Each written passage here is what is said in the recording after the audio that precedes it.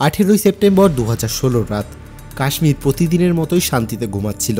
ধীরে ধীরে ঠান্ডা বাতাস বইছিল, যা আবহাওয়াকে আরও ঠান্ডা করে তুলেছিল। বারামুলা জেলার উড়ি সেক্টরে অবস্থিত ভারতীয় সেনাবাহিনীর সদর দপ্তরেও ঠান্ডা বাতাসের খসখসে শব্দ ছাড়া সবকিছুই শান্ত ছিল। বেশিরভাগ সৈন্য তাদের ডিউটি শেষ করে বিশ্রাম নিচ্ছিলেন, কিন্তু সবাই এটা জানতো না যে কিছুক্ষণ পরেই এমন একটা ভয়াবহ ঘটনা ঘটতে চলেছে যা পুরো দেশকে নাড়িয়ে দেবে। সেই রাতে বিপজ্জনক পরিকল্পনা নিয়ে রাতের নীরবতায় জৈশ-ই মোহাম্মদের 4 সন্ত্রাসী ভারতীয় সীমান্তের দিকে এগিয়ে যাচ্ছিল। তারা নিয়ন্ত্রণ রেখার কাঁটাতারের বেড়া কেটে উড়িতে প্রবেশ করে। ওইখান থেকে মাত্র 12 কিলোমিটার দূরে ভারতীয় সেনাবাহিনীর ব্রিগেড হেডকোয়ার্টার অবস্থিত ছিল। 4 সন্ত্রাসীরা 12 কিলোমিটার এই পথ এত চালাকির সাথে অতিক্রম করেছিল যে কেউ তাদের প্রবেশের কথা জানতেও পারেনি। এই 4 সন্ত্রাসীরা AK-47 রাইফেল এবং গ্রেনেডে সজ্জিত ছিল, যাদের উদ্দেশ্য ছিল ভারতীয় সৈন্য এবং তাদের জ্বালানি ভাণ্ডারে রক্ষিত শত শত তেলের ব্যারেল লক্ষ্য করে ব্যাপক ধ্বংসযজ্ঞ চালানো।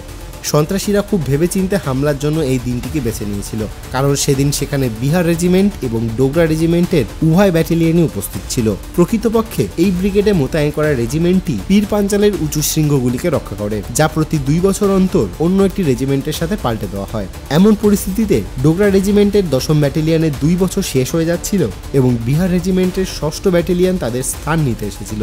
ডোগরা রেজিমেন্টের সৈন্যরাও নতুন সৈন্যদের এলাকা সম্পর্কে তথ্য এবং প্রয়োজনীয় প্রশিক্ষণ দেওয়ার জন্য আরও কয়েকদিন তাদের সাথে ছিলেন, যার কারণে সেখানে সৈন্যের সংখ্যা অন্যান্য দিনের তুলনায় অনেক বেশি ছিল। আর ঠিক এই কারণেই সন্ত্রাসীরা আক্রমণের জন্য এই দিনটিকে বেছে নিয়েছিল। বিপুল সংখ্যক সৈন্যের কারণে বিহার রেজিমেন্টের কিছু সৈন্য অস্থায়ী তাঁবুতে ঘুমাচ্ছিল। ঠিক তখনই ভোর 5:30 সন্ত্রাসীরা তাদের ওপর গ্রেনেড এবং গুলি ছোড়া শুরু করে। মাত্র 3 মিনিটের মধ্যে সৈন্যদের তাঁবুতে 17টি গ্রেনেড নিক্ষেপ করে সেখানে বিশাল আগুন লাগানো হয়। কিছুক্ষণের মধ্যেই একই আগুনে গুরুতরভাবে দগ্ধ হয়ে 13 জন সৈন্য শহীদ হন।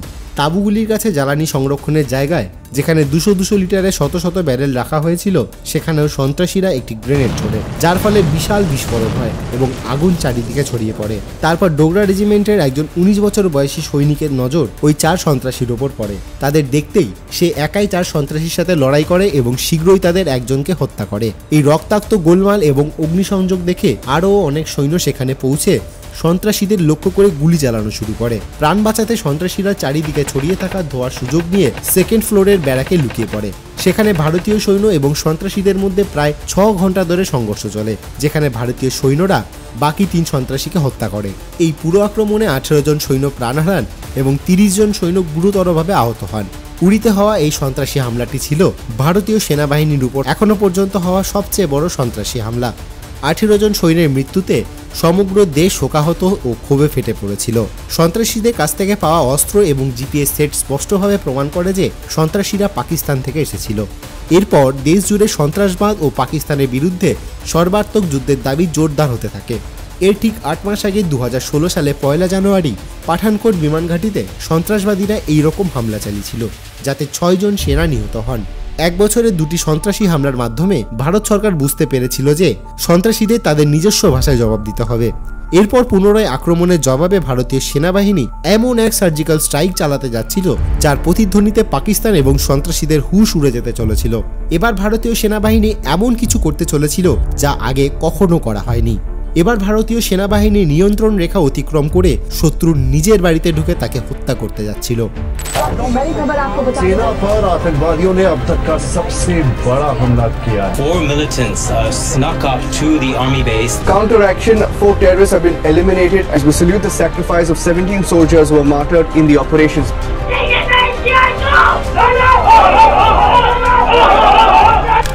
The Indian Army conducted surgical strikes last night at these launch pads. जब कोई टेररिज्म एक्सपोर्ट करने का उद्योग बना करके बैठा हो, मेरे देश के निर्दोष नागरिकों को मौत के घाट उतार दिया जाता हो, तो ये मोदी है उसी भाषा में जवाब देना जानता है।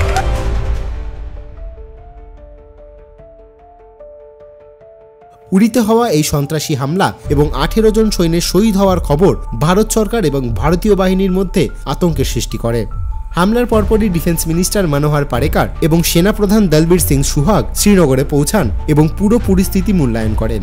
এই সময় লেফটেন্যান্ট জেনারেল সতীশ দুয়া কাশ্মীর কোরের কমান্ডার ছিলেন, তাই তিনি এই আক্রমণের পুরো ব্রিফিং প্রতিরক্ষা মন্ত্রীকে দিয়েছিলেন। এই আক্রমণে সতীশ দুয়া গভীরভাবে শোকাহত হন। তিনি চেয়েছিলেন যে সীমান্তের ওপার থেকে বারবার ঘুরতে থাকা এই সন্ত্রাসী হামলার জবাব সামরিক পদক্ষেপের মাধ্যমে দেওয়া হোক।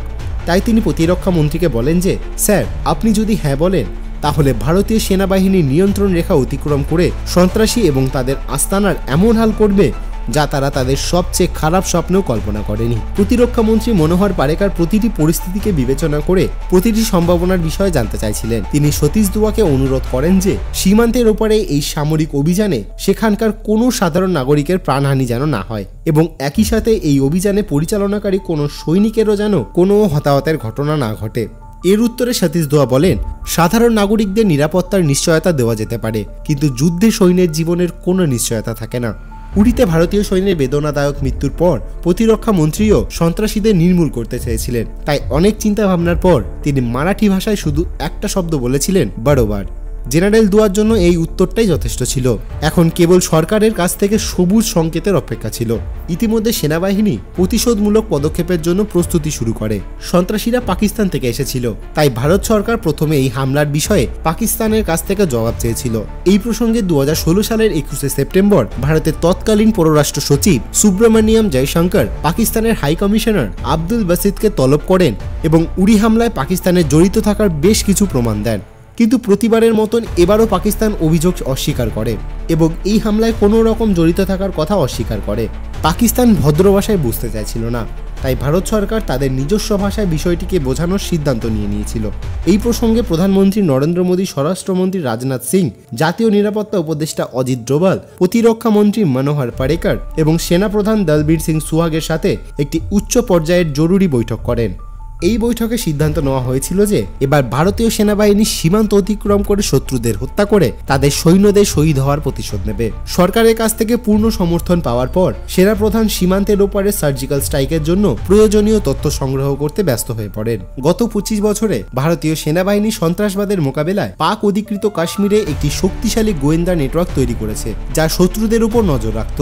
উড়িতে আক্রমণের পর এই নেটওয়ার্কের গুরুত্ব উল্লেখযোগ্যভাবে বৃদ্ধি পায়। এরপর গোয়েন্দা নেটওয়ার্কের মাধ্যমে পাক অধিকৃত কাশ্মীর থেকে সংগঠিত প্রতিটি কার্যকলাপের তথ্য ক্রমাগত ভারতে পৌঁছাতে থাকে। এখান থেকে পাওয়া ইন্টেলকে স্যাটেলাইটের দ্বারা তোলা ছবির সাথে ভেরিফাই করা হচ্ছিল, যেখানে সীমান্তের উপরে থাকা সন্ত্রাসীদের ঘাঁটিগুলির অবস্থান, তাদের সুরক্ষা ব্যবস্থা এবং এরপর ভারতের তরফে হতে যাওয়া অপারেশনের সম্ভাব্য সকল রাস্তাও খোঁজা হচ্ছিল।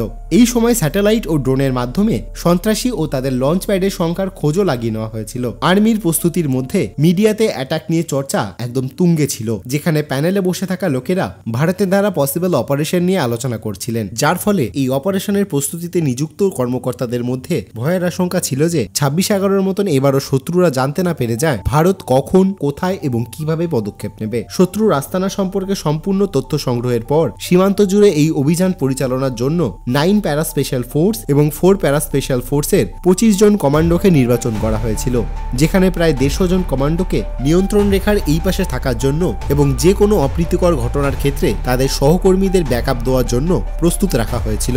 এই দুটি ইউনিটকেই মাউন্টেন ওয়ারফেয়ার, কাউন্টার ইনসার্জেন্সি এবং কাউন্টার টেররিজমের জন্য প্রশিক্ষিত করা হয়, যাতে যখনই দেশের যে কোনো অভিযানের প্রয়োজনে এর পরিকল্পনা যত দ্রুত সম্ভব করা যেতে পারে। সমস্ত কমান্ডোদের অভিযানের সময় শত্রুর নজর এবং রাডার থেকে লুকিয়ে আগে এগোনো, নিয়ন্ত্রণ রেখায় তাদের পোস্টগুলিতে টহলরত শত্রুদের এড়িয়ে যাওয়া এবং দুর্গম পাহাড় এবং উচ্চতায় সতর্কতার সাথে চলাফেরার জন্য হাই অল্টিটিউড এলাকায় নেভিগেশনের মতন টেকনিক শেখানো শুরু হয়। ভারত এই সমস্ত কিছুতে খুব সতর্ক ছিল, তাই এই অভিযানের কোনো নাম বা কোনো কোড নাম দেওয়া হয়নি। ভারত চায়নি যে এই অভিযানের সাথে সম্পর্কিত কোনো তথ্য ফাঁস হোক এবং এর খবর পাকিস্তানের কাছে পৌঁছাক। এই কারণে সেনাবাহিনী এতটাই সতর্ক ছিল যে এই অভিযানের প্রস্তুতির সময় কোনো অফিসার পাওয়ার পয়েন্টে প্রেজেন্টেশন দিতে পারত না এবং যেখানেই কমান্ডোদের কিছু ব্যাখ্যা করার জন্য কোনো ডায়াগ্রামের প্রয়োজন হতো তা সেখানে তৎক্ষণাৎ তৈরি করা হতো এবং তারপরই তা মুছে ফেলা হতো। এরপর পিওকের ভৌগোলিক অবস্থার সম্পর্কে সৈনিকদের সচেতন করার জন্য মানচিত্রের মাধ্যমে এই অভিযানের মক এক্সারসাইজ ম্যাপের মাধ্যমে শুরু করা হয়েছিল। উড়ি আক্রমণের পর মাত্র 1 সপ্তাহের মধ্যেই ভারতীয় সৈন্যরা শত্রুকে উপযুক্ত জবাব দেওয়ার জন্য প্রস্তুত ছিল। কমান্ডোদের সকল প্রস্তুতি সম্পন্ন ছিল, এখন শুধুমাত্র অপারেশনের জন্য আদেশের প্রয়োজন ছিল। সেনাপ্রধান সঠিক দিনের অপেক্ষায় ছিল। সেই সময় জাতিসংঘের সাধারণ পরিষদের অধিবেশনও চলছিল এবং বিদেশমন্ত্রী সুষমা স্বরাজের 25শে সেপ্টেম্বরে এখানে বক্তৃতা দেওয়ার কথা ছিল, তাই সেনাবাহিনী আরও 3 দিন হোল্ড করার সিদ্ধান্ত নেয়। 26শে সেপ্টেম্বরের রাতে সীমান্ত অতিক্রম করার জন্য মক ড্রিল করা শুরু হয়। সৈন্যদের পাক অধিকৃত কাশ্মীরে উপস্থিত লঞ্চ প্যাডগুলিকে মাথায় রেখে প্রস্তুত থাকতে বলা হয়েছিল। এই লঞ্চ প্যাডগুলি পাক অধিকৃত কাশ্মীরের সন্ত্রাসীদের এমন আস্তানা ছিল যেখান থেকে পাকিস্তান বছরের পর বছর ধরে শত শত সন্ত্রাসীকে প্রশিক্ষণ দিয়ে আসছিল এবং সন্ত্রাসীদের এই লঞ্চ প্যাডগুলি ভারতে আক্রমণের জন্য ব্যবহার করা হচ্ছিল। ভারতীয় গোয়েন্দা সংস্থাগুলি গত এক সপ্তাহ ধরে এই লঞ্চ প্যাডগুলির উপর নজর রাখছিল। কিছু লঞ্চ প্যাড একে অপরের থেকে প্রায় 500 মিটার দূরে অবস্থিত ছিল এবং পাকিস্তানের গোয়েন্দা সংস্থা ISI এবং পাকিস্তানি সেনাবাহিনীর দ্বারা পরিচালিত হচ্ছিল। সমস্ত দল তাদের কাজে ব্যস্ত ছিল এবং এই সময়ে তারা জানতে পারে যে এই লঞ্চ প্যাডগুলি থেকে কিছু দূরে পাকিস্তান সেনাবাহিনীর 8টি পোস্ট রয়েছে। উড়ি হামলার সময় পাকিস্তানের দিক থেকে এখানে প্রচুর কার্যক্রম দেখা গিয়েছিল, কিন্তু আক্রমণের পর পাকিস্তানি সেনাবাহিনী এই সমস্ত পোস্টে কোনো তৎপরতা দেখাচ্ছিল না। কমান্ডোদের বেশ কয়েকদিন একটানা প্রস্তুতির পর অবশেষে 28শে সেপ্টেম্বর দিনটি আসলো।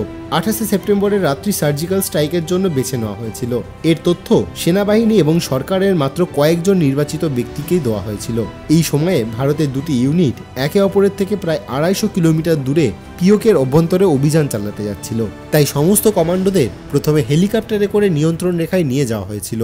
এই অভিযানের জন্য পাক অধিকৃত কাশ্মীরের ভিমবারকেল, হট স্প্রিং এবং লিপাতে অবস্থিত 7টি লঞ্চ প্যাড চিহ্নিত করা হয়েছিল, যেগুলি নিয়ন্ত্রণ রেখা থেকে প্রায় 3 কিলোমিটার দূরে ছিল।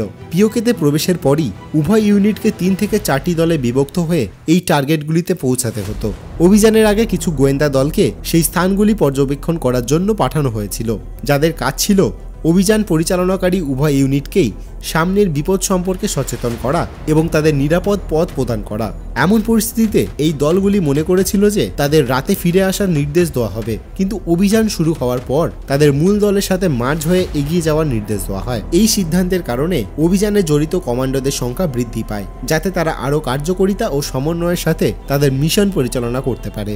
28শে সেপ্টেম্বর রাত 8:30 প্যারা SF এর উভয় ইউনিটই প্রতিশোধ নেওয়ার জন্য পাক অধিকৃত কাশ্মীরে প্রবেশ করে। 4 প্যারা SF এর কমান্ডোরা কুপওয়ারা সেক্টর থেকে সীমান্ত অতিক্রম করে, আর 9 প্যারা SF এর সৈন্যরা পুঞ্চ সেক্টর থেকে পাক অধিকৃত কাশ্মীরে প্রবেশ করে। সকল সৈন্য Tavor assault rifle, M4 carbine, under barrel grenade launcher, Galil sniper rifle এবং Instalaza C19 disposable grenade launcher নিয়ে সজ্জিত ছিল। এই সময় তাদের কাছে রাতের অন্ধকারে দেখার জন্য নাইট ভিশন ডিভাইস এবং হেলমেটে লাগানো ক্যামেরা ছিল, যা মিশনের সরাসরি পর্যবেক্ষণ করছিল। এছাড়া কমান্ডোদের সাথে একটি ড্রোনও চলাচল করছিল, যা কমান্ড সেন্টারে পুরো অভিযানের সরাসরি ফিড সরবরাহ করছিল। পিওকেতে প্রবেশের পর উভয় ইউনিটের সমস্ত কমান্ডো অত্যন্ত সতর্কতার সাথে তাদের নিজ নিজ পথে এগিয়ে চলেছিল, কারণ সামান্য একটি ভুলও পুরো অভিযানকে নষ্ট করে দিতে পারত। বাধা এড়াতে সমস্ত কমান্ডোকে রেডিও যোগাযোগ ব্যবহার করতে কঠোরভাবে নিষেধ করা হয়েছিল। পরিবর্তে তাদের শর্ট রেঞ্জের ওয়াকিটকি ব্যবহার করতে হয়েছিল। কমান্ডোরা এতটাই দক্ষ ছিল যে এমন পরিস্থিতিতেও তাদের সমন্বয় সাধনের কোনো সমস্যা হয়নি। কিছু দূর হেঁটে যাওয়ার পর প্রথম ইউনিট এমন একটি মোড়ে পৌঁছালো যেখান থেকে লক্ষ্যস্থলে যাওয়ার দুটি পথ ছিল। একটি পথ ছোট ছিল, কিন্তু এটি একটি গ্রামের খুব কাছ দিয়ে যেত, আর অন্য একটি পথ একটু দীর্ঘ ছিল কিন্তু বেশি উপযুক্ত ছিল। কমান্ড সেন্টারে তথ্য পাঠানো হয়, যেখানে উপস্থিত অফিসাররা কমান্ডোদের কোন পথে এগিয়ে নিয়ে যাওয়া উচিত সেই বিষয়ে সঠিক পথ বেছে নেওয়ার ব্যাপারে দ্বিধাগ্রস্ত ছিলেন। সময় দ্রুততার সাথে ফুরিয়ে আসছিল এবং দ্রুত সিদ্ধান্ত নিতে হয়েছিল, তাই দীর্ঘ পথকে অগ্রাধিকার দেওয়ার সিদ্ধান্ত নেওয়া হয়েছিল। কারণ গ্রামের পথে যদি একটি কুকুরও কমান্ডোদের দিকে ঘেউ ঘেউ করে, তাহলে পাকিস্তানি সেনাবাহিনী ভারতীয় কমান্ডোদের অবস্থান জানতে পারত এবং পুরো পরিকল্পনাটি এক ধাক্কায় ধেসতে যেতে পারত। এরপর সমস্ত কমান্ডো অন্য পথে পায়ে হেঁটে এগিয়ে যেতে থাকে। এই পথ ধরে কিছুক্ষণ পর সমস্ত কমান্ডো একটি ঘন জঙ্গলে পৌঁছে যায়, যা খুবই বিপজ্জনক ছিল এবং যেখানে সন্ত্রাসীরা মাটির নিচে তাদের মাইন পুঁতে রেখেছিল। কঠিন পরিস্থিতি সত্ত্বেও কমান্ডোরা অত্যন্ত সতর্কতার সাথে প্রতিটি পদক্ষেপ নিচ্ছিল। এখন তারা কেবল একটি জিনিসের জন্য অপেক্ষা করছিল, এবং তা হলো তাদের সহযোদ্ধাদের প্রতিশোধ, যা শত্রুরা শীঘ্রই তাদের জীবন দিয়ে তার মূল্য দিতে যাচ্ছিল। সমস্ত কমান্ডোরা তাদের অবস্থান গ্রহণের জন্য এগিয়ে যাচ্ছিল।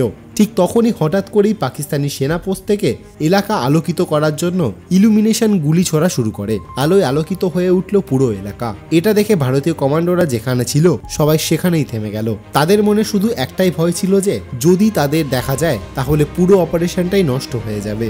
এমন পরিস্থিতিতে তাদের অবিলম্বে অপারেশন শুরু করতে হবে, যার জন্য তারা সঠিক অবস্থানে ছিল না। আসলে এটি ছিল পাকিস্তানের দিক থেকে নিয়মিত গুলিবর্ষণ, যা প্রতি রাতে পুনরাবৃত্তি করা হতো, যাতে তারা রাতের বেলায় তাদের শত্রুদের দিক থেকে যে কোনো কার্যকলাপ টের পেতে পারে। কিছুক্ষণ অপেক্ষা করার পর হঠাৎ করেই পাকিস্তানের দিক থেকে ইমুলেশন রাউন্ড থেমে যায়, কিন্তু নিরাপত্তা নিশ্চিত করার জন্য ইউনিট কমান্ডার আরও 20 মিনিট অপেক্ষা করার সিদ্ধান্ত নিয়েছিল। এরপর প্রথম ইউনিট 2 ভাগে বিভক্ত হয়ে তাদের নিজ নিজ টার্গেটের দিকে এগোতে শুরু করে। রাতের ঘন অন্ধকারেও তাদের মনোবল ছিল সর্বোচ্চ পর্যায়ে এবং দেশের জন্য বড় কিছু করার উচ্চাকাঙ্ক্ষা ছিল। সমস্ত কমান্ডো পেটের উপর ভর দিয়ে ও হামাগুড়ি দিয়ে শত্রুপক্ষের লঞ্চ প্যাডের কাছে চলে এসেছিল। রাত শেষ হতে যাচ্ছিল, অন্ধকার কেটে যাচ্ছিল এবং খালি চোখে টার্গেট দৃশ্যমান হচ্ছিল। অপারেশন শুরু করার জন্য কমান্ডার সেন্টার থেকে সবুজ সংকেত পাওয়ারই একমাত্র অপেক্ষা ছিল। ভারত থেকে পুরো অভিযান পর্যবেক্ষণকারী সেনাবাহিনীর কমান্ড সেন্টার টার্গেটে আক্রমণ করার জন্য অনুমতি দিয়ে দেয়। তারপর প্রথম ইউনিটের কমান্ডার তার নাইট ভিশন ডিভাইস দিয়ে লঞ্চ প্যাডে পাহারারত 2 সন্ত্রাসীকে শনাক্ত করেন। এমন পরিস্থিতিতে 2 জন কমান্ডো তাদের বাকি সহযোদ্ধাদের ব্যাকআপ দেন এবং তাদের অবস্থান থেকে সন্ত্রাসীদের উপর নির্বিচারে গুলি চালানো শুরু করে, যার ফলে বাকি কমান্ডোরা কোনো বাধা ছাড়াই দ্রুত এগিয়ে যায়। এই সময় সবাই দৌড়াতে দৌড়াতে এবং গুলি চালাতে চালাতে আস্তানাগুলির দিকে এগিয়ে যায়। তারা সকলেই একসাথে শত্রুর লঞ্চ প্যাডে বেশ কয়েকটি গ্রেনেড নিক্ষেপ করে, যার ফলে কয়েক মিনিটের মধ্যেই অনেক সন্ত্রাসী নিহত হন। বাকি সন্ত্রাসীদের প্রতিশোধ নেওয়ার কোনো সুযোগ ছিল না। কমান্ডোরা প্রায় আধ ঘন্টার মধ্যে তাদের সকলকে হত্যা করে। অন্যদিকে প্রথম ইউনিটের দ্বিতীয় দলের কমান্ডোরা তাদের কাজ শেষ করে অন্যান্য সহকর্মীদের কাছে ফিরে আসতে শুরু করে। যখন তারা দেখতে পায় যে 2 সন্ত্রাসী পেছন থেকে লুকিয়ে ভারতীয় সৈন্যদের উপর আক্রমণ করার চেষ্টা করছে, তাদের সহযোদ্ধাদের বাঁচাতে তারা সকলেই খুব দ্রুত দৌড়াতে শুরু করে এবং কিছুক্ষণের মধ্যেই উভয় সন্ত্রাসীর কাছে চলে আসে। ইতিমধ্যে সন্ত্রাসীরা কমান্ডোদেরও দেখতে পায়, কিন্তু তারা গুলি চালানোর জন্য যখনই তাদের AK-47 ওঠাতে যাচ্ছিল, তার আগেই ভারতীয় কমান্ডোরা তাদের বেরেটা 9mm সেমি অটোমেটিক পিস্তল থেকে নির্বিচারে গুলি চালাতে শুরু করে এবং তাদের 2 জনকেই হত্যা করে। প্রথম ইউনিট তার উদ্দেশ্য সফল করে ফেলেছিল। টিম লিডার এই অপারেশনের সাথে জড়িত তার ইউনিটের সকল সাথীদের গণনা শুরু করেন এবং সকলকেই তিনি অক্ষত পান। পাকিস্তানের পক্ষ থেকে প্রতিশোধমূলক পদক্ষেপের সম্ভাবনার কথা মাথায় রেখে সমস্ত কমান্ডোরা দ্রুত ভারতীয় সীমান্তের দিকে ফিরে আসেন। কমান্ড সেন্টারে উপস্থিত lieutenant general Nimbhorkar, lieutenant general Hooda এবং লেফটেন্যান্ট জেনারেল সতীশ দুয়া তাদের কমান্ডোদের সাফল্যের জন্য অত্যন্ত খুশি ছিল, কিন্তু এখনও তারা অপারেশনের দ্বিতীয় ইউনিটের ফিরে আসার জন্য অপেক্ষা করছিলেন। দ্বিতীয় ইউনিটকে তাদের টার্গেটে পৌঁছানোর জন্য পাক অধিকৃত কাশ্মীরের অনেক গভীরে যেতে হয়েছিল, তাই তারা যখন তাদের টার্গেটে পৌঁছায় তখন ভোর হয়ে গিয়েছিল।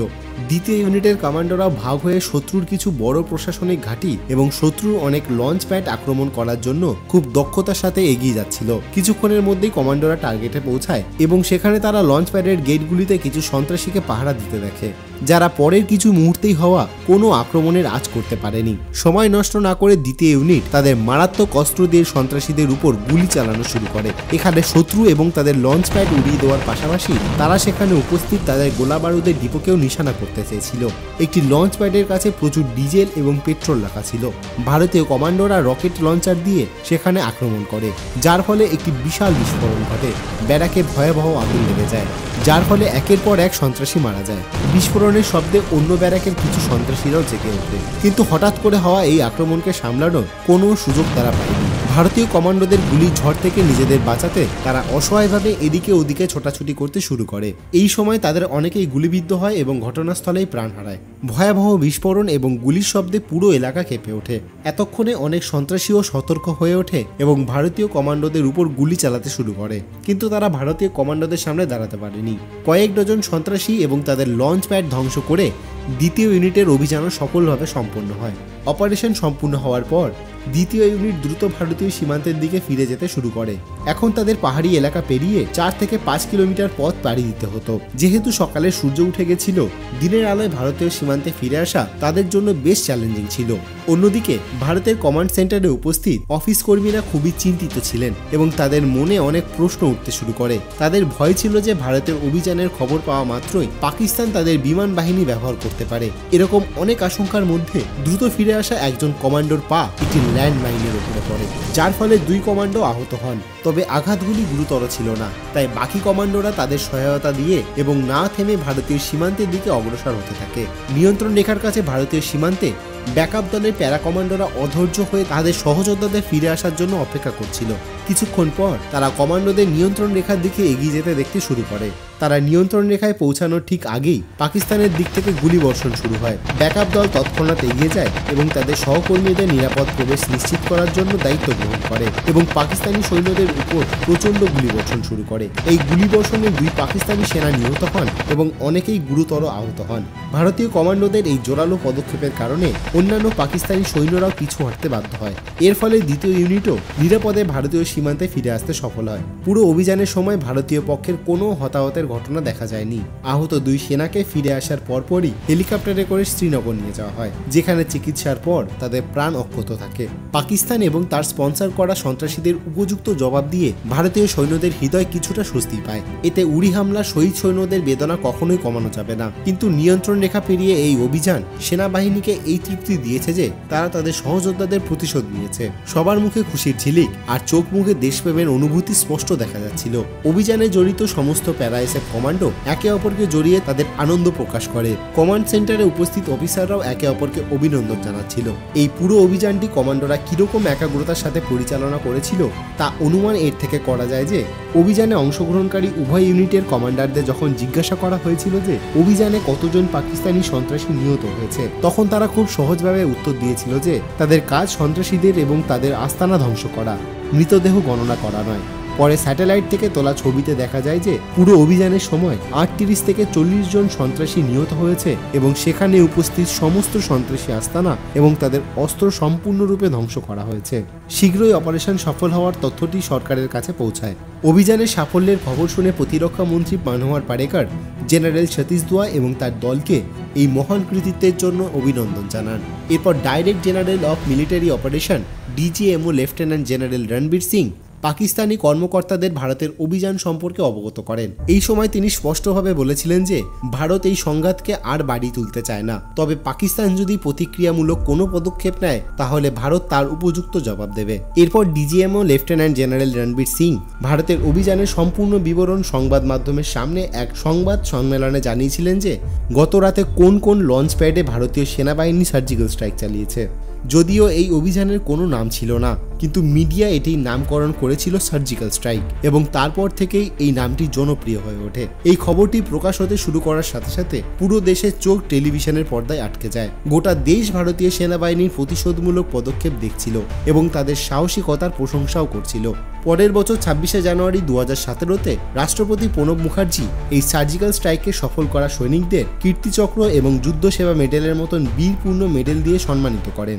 এই সম্মান সেই সাহসী সৈন্যদের বীরত্ব এবং দেশের প্রতি তাদের অবদানের প্রতীক ছিল, যা প্রতিটি ভারতীয়কে গর্ব এবং অনুপ্রেরণায় ভরিয়ে দিয়েছিল।